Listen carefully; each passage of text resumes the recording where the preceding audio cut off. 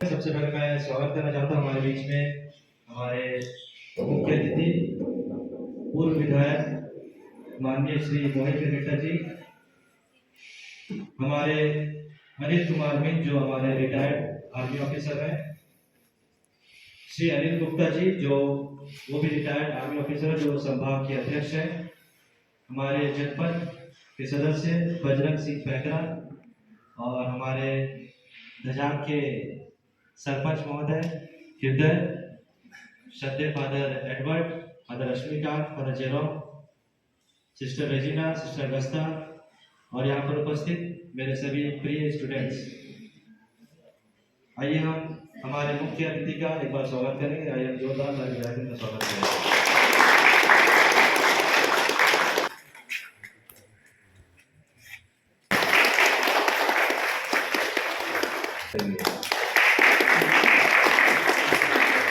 मैं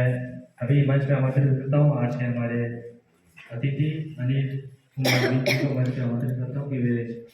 हमारे विद्यार्थी को सर्टिफिकेट देके उनका उत्साह करते हैं। आइए तालियों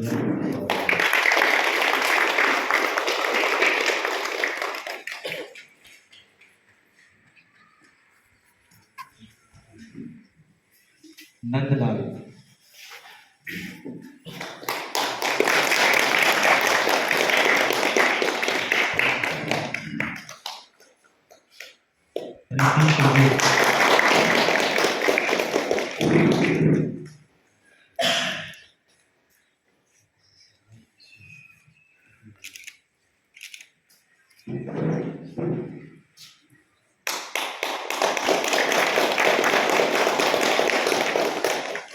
सुमन मिंज।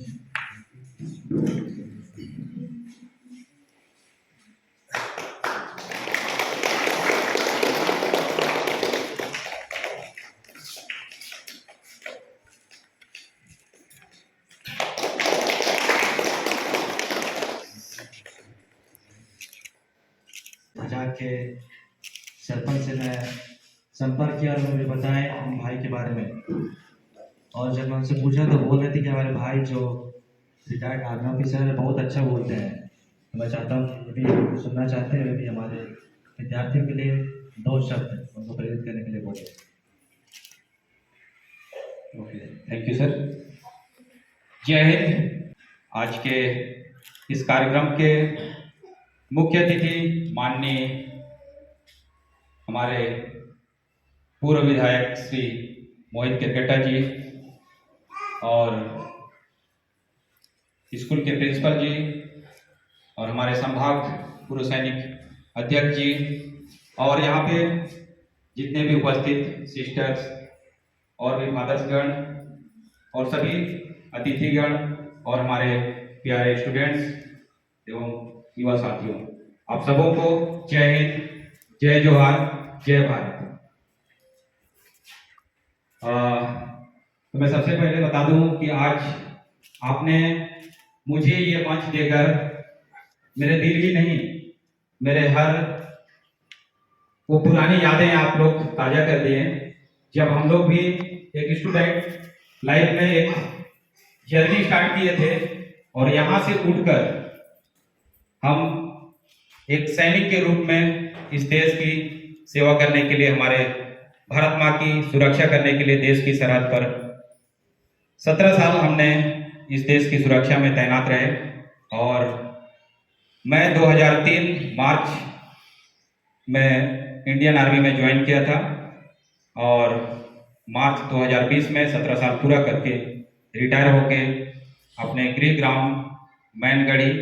पौड़ी प्रोडा का मैं निवासी हूं। और आप लोगों के बीच में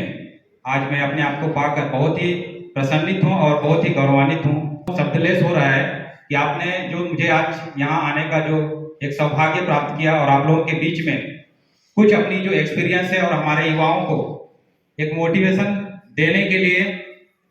जो मुझे अवसर मिला, उसके लिए तहे दिल से आप सभी का और हम आपके जितने भी स्कूल स्टाफ और जितने भी संचालक सभी का मैं तहे दिल से बहुत बहुत धन्यवाद करना चाहूँगा। आप लोगों का विचार को लेके जाऊंगा और ध्यान को आकर्षित करना चाहूँगा। तो देखिए, जब हम एक स्टूडेंट्स होते हैं तो स्टूडेंट्स का नाम ही है संघर्ष, स्टूडेंट्स का नाम ही है दूसरा संघर्ष, पावर, और वो हर एक क्वेश्चन मार्क। स्टूडेंट्स का ये सारी नाम स्टूडेंट्स को सूट करती है और उनको ये डिजर्व भी करती है कि स्टूडेंट्स में जब तक हमारे अंदर में क्वेश्चन मार्क और कब, कैसे और कहाँ, हमारे सवाल मन में हमेशा उठनी चाहिए। और अगर ऐसा सवाल उठ रही है तो शायद हम सही रास्ते पे चल रहे हैं। हमें अंधभक्त होकर किसी भी पर्टिकुलर चीज को फॉलो करने की जरूरत नहीं है। हमें सही और गलत को पहचानने की शिक्षा को अंदर में ग्रहण करनी होगी, क्योंकि शिक्षा का जो स्थिति है वो सिर्फ और सिर्फ किताबी ज्ञान से नहीं होता है, क्योंकि शिक्षा एक इंसान के लिए एक कंप्लीट मानव जाति अपने आप को कहलाने के लिए और एक मनुष्य कहलाने के लिए हमें कंप्लीट एक मानवता को अपने अंदर में प्राप्त करना ही एक शिक्षा का सही रूप को प्रदर्शित करना भी है और एक शिक्षा का सही रूप को प्राप्त करना भी है। तो हमें शिक्षा को उस स्तर पे लेके जाना है जिसकी पहचान हम इस दुनिया में एक अलग दर्जे को प्राप्त कर सकें, जो किताबी ज्ञान से हटकर हो। एक आपकी आत्मीय ज्ञान और सोशल जो दुनिया में जो ज्ञान मिलती है वो एक कंप्लीट ज्ञान के लिए और कंप्लीट शिक्षा के लिए बहुत ही महत्वपूर्ण है। तो मैं आप लोगों से ये निवेदन करना चाहूँगा, हमारे युवाओं से निवेदन करना चाहूँगा कि आप अपने शिक्षा का जो स्तर है वो सिर्फ किताबों तक ही सीमित मत रखिए। आपकी सोशल जिंदगी, सोशल दुनिया, जो आपके पेरेंट्स हैं, जो आपके इन्वायरमेंट में जितने भी आपके मार्गदर्शक हैं, जितने भी बड़े हैं, जितने भी आपको किसी न किसी रूप में सपोर्ट कर रहे हैं, वो सभी आपका शिक्षा का रूप ही है। और शिक्षा प्राप्त करने के लिए आपका वो हर चीज को हासिल करना बहुत जरूरी है, तभी जाके हम शिक्षा की सही मायने को समझ भी पाएंगे। जैसे कि आज हम लोग देखते हैं, आप लोग हमारे छत्तीसगढ़ में भी देख रहे होंगे और हमारे देश के अंदर में भी देख रहे हैं, हर कोने कोने पे। तो मैं उन सभी बिंदुओं पे थोड़ा सा प्रकाश डालने की कोशिश करूंगा जो आज अशिक्षा और अज्ञानता का बहुत बड़ा कारण भी है। लोग अपने आप को जरूर ये समझते हैं कि हम शिक्षित हैं और शिक्षा हमें पूरी हम प्राप्त कर ली है, ये अपने आप को कॉन्फिडेंस के साथ बोलते हैं। लेकिन मैं नहीं समझता कि शिक्षा का सही रूप आज के युवा जनरेशन सही रूप में हासिल कर रहे हैं। अगर आज हम ऊंच नीच भेदभाव या किसी भी जाति या किसी भी धर्मों के खिलाफ में आपस में लड़ रहे हैं तो कहीं ना कहीं हमारी अशिक्षा है, शिक्षा का सही रूप नहीं है। क्योंकि शिक्षा का रूप सही तभी माना जाएगा आप हर एक मनुष्य जाति को एक समान, एक रूप में और सभी को जीने की जो आजादी है, सभी को अगर आप उस लायक और वो माहौल तैयार कर पाते हैं तो तभी जाके आप शिक्षित हैं और आपके अंदर में वो हर जाति धर्म के लोगों को एक समान रूप देखने की नजरिया जब तक आपके अंदर में नहीं है तब तक आप एक सही शिक्षा आपके अंदर में नहीं घुस पाई है। तो मैं मानता हूं कि आज के जनरेशन को और आने वाले हमारे युवा पीढ़ी को आपको सही मायने में शिक्षा को ग्रहण करना बहुत जरूरी है। आप किसी भी पर्टिकुलर या किसी भी संस्था या किसी भी धर्म गुरु या किसी भी पॉलिटिशियन क्यों ना हो, आप किसी के अंधभक्त बनने की जरूरत नहीं है। आप अपने सही और गलत को कैलकुलेशन करने आना चाहिए। आपके जीवन में क्या सही है, कौन आपको सही रास्ते के लिए मोटिवेट कर रहा है, कौन आपको इस्तेमाल करने की कोशिश कर रहा है, इस चीज का आपके अंदर में आकलन करना बहुत जरूरी है। अगर ये क्वालिटी आपके अंदर में है तभी आप सही शिक्षा को प्राप्त किए हैं। तो आपको सवाल करने की जरूरत है, चाहे कोई भी क्यों ना हो, क्योंकि आप इस देश के लिए और इस भविष्य के लिए, आने वाले हमारे इस देश के भविष्य के लिए पहली प्राथमिकता है कि हमारे युवा जनरेशन एक सही रूप उनके अंदर में तैयार हो सके, सही शिक्षा का संचार हो सके, सही इन्वायरमेंट हमारे स्टूडेंट्स को, हमारे युवा पीढ़ी को हम दे पाए। इसके लिए हम सभी युवाओं को सही मकसद और सही सोच लेकर इस देश के लिए और राष्ट्र के लिए सर्वोपरि की सोच लेकर रख चलना और देशभक्ति की भावना को अपने अंदर में जगाना हमारे लिए प्राथमिकता होनी चाहिए। अपने अंदर में किसी अंधविश्वास को इतना हावी होने मत दीजिए कि आप उसके आगे सही और गलत का फैसला ना कर पाए। ऐसा अंधभक्त अपने आप को कदापि होने की स्थिति में मत लेके आइए। हमारे अंदर में होना चाहिए कि हमारे देश के अंदर में हम जानते हैं कि बहुत सारी जाति और धर्मों के लोग, समुदाय के लोग रहते हैं, उसके बाद भी हम एकता के सूत्र में इस राष्ट्रीय एकता और अखंडता और सुरक्षा को मेंटेन करते हैं। यही हमारे देश की खूबसूरती है और यही देश हमारे देश की दुनिया में जो पहचान बनाती है, वो यही हमारी सबसे बड़ी दुनिया की लोकतंत्र कहलाती है। लेकिन इस लोकतंत्र कहलाने की जो सही वजह है, उसको हमें ग्राउंड में रियल चीज में भी फॉलो करना बहुत जरूरी है। जो आज आप लोग देख रहे होंगे कि काफी धर्मों के बीच या किसी जाति के बीच ऊंच नीच की भेदभाव बहुत ज्यादा देश के अंदर में फैल रही है, या युवाओं में बहुत ज्यादा इस चीज को देखा जाता है किसी न किसी रूप में। एक दूसरे के प्रति हम अपना व्यवहार या अपना किसी भी एक्टिविटी या अपने कार्य के द्वारा किसी न किसी समाज को या किसी न किसी जाति या किसी न किसी धर्म के व्यक्ति को हम अगर नुकसान पहुंचा रहे हैं, कहीं ना कहीं राष्ट्रीय एकता और कहीं ना कहीं हमारी सही शिक्षा की बहुत बड़ी कमी है, जो आज हम ऐसी स्थिति में आगे हमारी युवा पीढ़ी बढ़ रही है। तो उसके लिए हम सबको ये सोचने की जरूरत है कि हम शिक्षा का सही मायने को अपने रूप अपने अंदर में तैयार करें, तभी जाकर हम हर एक व्यक्ति को उनके जाति और धर्मों से ऊपर उठकर मानवता को अपने अंदर में प्राप्त कर पाएंगे और दूसरों के अंदर में भी वो मानवता को हम प्रदर्शित भी कर पाएंगे। और एक दूसरे के लिए हमारे अंदर में मानवता जगनी चाहिए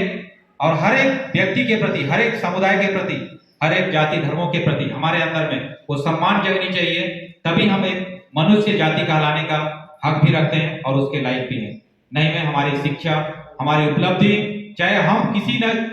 क्यों न कितनी बड़ी स्टेज पे पहुंच जाए, कितने बड़े पद पे पहुंच जाए, लेकिन जब तक हमारे अंदर में मानवता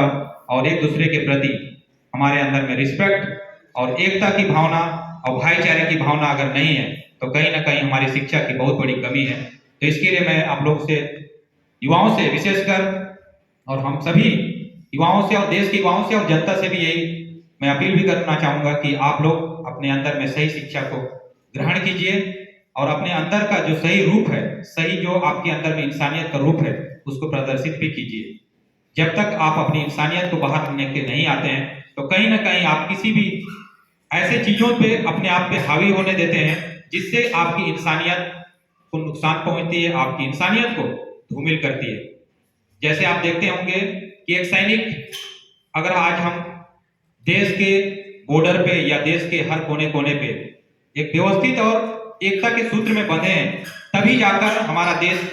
को हम एक सूत्र में सुरक्षित भी कर पा रहे हैं। अगर हमारे अंदर में किसी न किसी प्रकार का अगर जाति धर्मों के ऊंच नीच की भेदभाव अगर सैनिकों में जब आ जाएगी, तो कहीं ना कहीं हमारे राष्ट्रीय एकता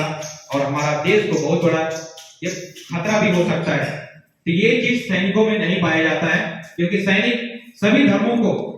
सम्मान करता है, सभी धर्मों को समान रूप से ये समान देखता है, क्योंकि उसके लिए सभी देशवासी उसका परिवार है।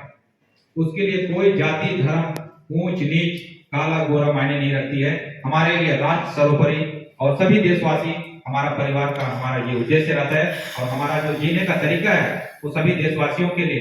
24 घंटा मर मिटने के लिए हमेशा हम लोग तैयार रहते हैं, क्योंकि हम इसीलिए चुने गए हैं और हमें 150 करोड़ की आबादी में हम उस जगह पे पहुंचे हैं। तो हमारे देशवासियों को हमारे प्रति जो अपेक्षा है, वो अपेक्षा को पूरा करना हमारा एक बहुत बड़ा कर्तव्य है। और हम जानते हैं कि एक सैनिक के लिए, अपने देश के लिए, अपने देशवासियों के लिए किसी भी सूरत में, किसी भी स्थिति में हर वक्त तत्पर और हर वक्त ऊर्जावान बन के और उनके लिए एक भाई, एक बेटा, एक बहन के लिए उसके भाई के रूप में हर देशवासी के लिए वो कर्तव्य, वो ड्यूटी निभाना हमारा प्राथमिकता होती है। और हम सभी देशवासियों को और युवाओं को इस चीज के लिए मोटिवेट भी करना चाहेंगे कि आप अपने जीवन में, मैं फोर्सफुली नहीं बोलना चाहूंगा, लेकिन मैं आप सभी से इस मंच के माध्यम से आज मैं बोलना चाहूंगा कि आप अपने जीवन में एक सैनिक की जीवन जीने की प्रयास कीजिए। आपके अंदर में वो हर बुराइयां ऑटोमेटिकली दूर हो जाएगी, क्योंकि एक सैनिक के लिए ना ऊंच नीच जाति ना धर्म मायने नहीं रखती है।